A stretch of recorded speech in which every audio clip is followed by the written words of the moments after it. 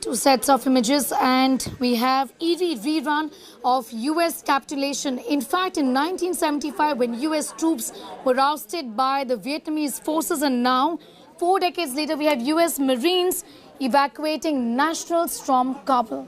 Take a look. Why is this photograph of the infamous US evacuation from Saigon, Vietnam in 1975 going viral today?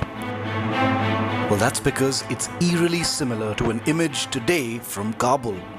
In both photographs, taken 46 years apart, US Army Chinook helicopters are visible hovering over US embassy buildings to extract staff in both these cities under siege.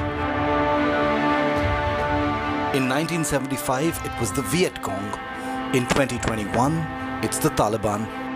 If history has a devastating way of repeating itself, here's the visual proof.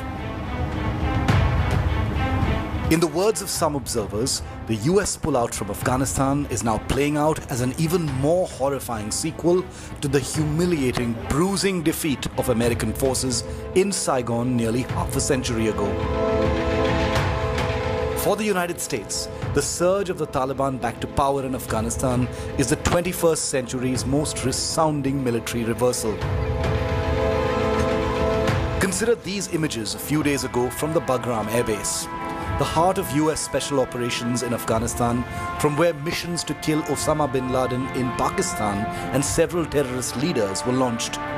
Each and every mountain of this airbase surrounding it was being monitored by the US designers, and that is why they were using this base for the air operations, which was the main task of the American forces. The base is now abandoned, deserted, and taken over by the Taliban. Remember, it was only weeks after the 9/11 attacks in New York City and Washington that the US famously invaded Afghanistan as part of Operation Enduring Freedom. Since then, it has poured untold billions into building an Afghan national military force, one that could hold its own and shape the future of the country.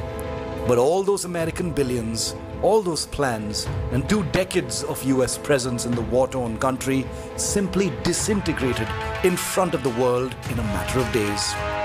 With the Taliban sweeping through one city after another, making short work of the grand defenses the US had claimed to have built. Not only has the Taliban's rise made the US look defeated and bruised, but has confirmed what the Taliban has always said about Washington. One day you will get tired and leave, and when that day comes, we will be ready to take over. And that is precisely what is happening. As the US now scurries to evacuate its Kabul embassy and pull out its citizens while the Taliban holds position at the gates of Kabul, history will be smiling ruefully at this unending cycle. Bureau Report, India Today.